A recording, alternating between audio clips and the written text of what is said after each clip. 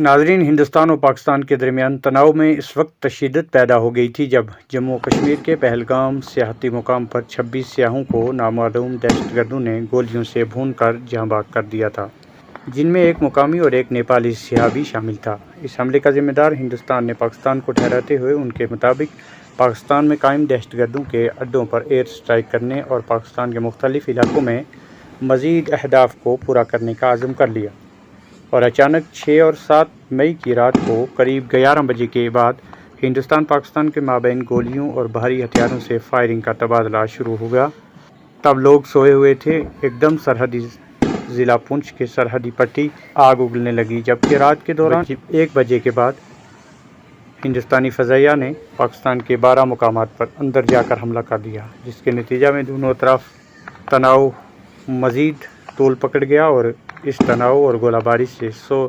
سب سے زیادہ نقصان سرحدی ضلع پونچھ کو اٹھانا پڑا، جس میں 15 سے زائد افراد پاکستانی گولہ باری میں شہید ہوئے، جبکہ متعدد لوگ زخمی ہوئے، جن میں بچے اور خواتین بھی شامل تھے۔ کروڑوں مالیت کا املاک کا نقصان ہوا، گھروں گاڑیوں کا بھی بڑے پیمانے پر نقصان ہوا، کئی گھر تباہ و برباد ہوئے یا جل کر راکھ ہوئے، مال مویشی بھی گولہ باری سے مارا گیا، نجی املاک کے ساتھ ساتھ سرکاری عمارتوں کو بھی نقصان پہنچا۔ غرض اس تناؤ اور جنگی صورتحال سے پونچھ ضلع کو سب سے زیادہ نقصان اٹھانا پڑا۔ اگرچہ پولیس انتظامیہ اور سول انتظامیہ اس سنگین صورتحال کے دوران عوام کے ساتھ رہی، تاہم اس نقصان سے نہ بچا سکی، کیونکہ ہر آنے والے دن دونوں ممالک کے درمیان تناؤ میں کشیدگی بڑھ رہی تھی۔ جموں و کشمیر سے گجرات تک سرحدوں پر تناؤ تھا، دونوں ممالک کی فوج آمنے سامنے تھی، قریب تھا کہ مزید شدت کے ساتھ جنگ شروع ہو جاتی، لیکن وزیر اعظم ہند کی سربراہی میں ایک بار پھر دونوں ممالک کے درمیان فائر بندی معاہدہ کی کوشش کامیاب رہی۔ امریکی صدر کی ثالثی سے پاک بھارت تعلقات کے تناظر میں ایک اہم اور مثبت پیش رفت سامنے آئی۔ دونوں ممالک کے وزرائے اعظم، فوج کے اعلیٰ ہائی کمان کے باہمی مشاورت اور گفتگو کے بعد 10 مئی کو دوپہر 3:35 پر پاکستان کے director general military operation DGMO نے بھارتی ہم منصب سے اہم بات چیت کی۔ دونوں ممالک کے عسکری حکام کے درمیان ہونے والی اس رابطہ کاری مشاورت میں ایک انتہائی اہم فیصلے پر اتفاق کیا گیا، اور 10 مئی شام 5 بجے سے زمینی، فضائی اور سمندری ہر قسم کی فائرنگ اور فوجی کارروائیوں کو مکمل طور پر بند کرنے کا اعلان کیا گیا۔ یہ پیش رفت ایسے وقت میں سامنے آئی جب ملک میں ہر طرف جنگ کی صورتحال تھی اور دونوں ممالک کی فوج ایک دوسرے پر اپنی زمینی اور فضائی طاقت کا استعمال کر رہی تھی۔ کیونکہ 7 مئی کو بھارت اور پاکستان کے درمیان شدید کشیدگی دیکھنے میں آئی تھی،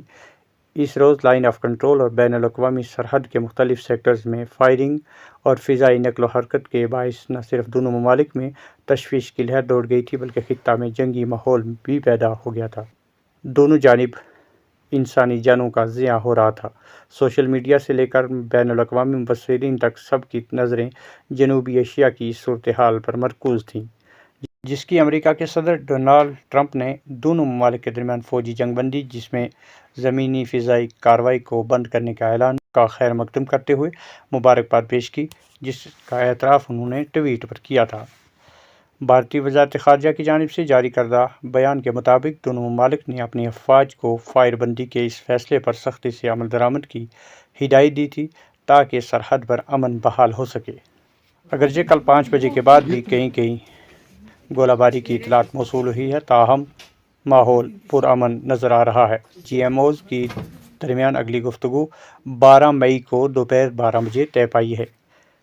اس اہم خبر کا اعلان بھارت کے خارجہ سیکرٹری وکرم مسری نے کیا تھا، جنہوں نے اس فیصلے کو خطے میں استحکام کی طرف ایک مثبت قدم قرار دیا تھا۔ ناظرین، موجودہ حالات میں یہ ایک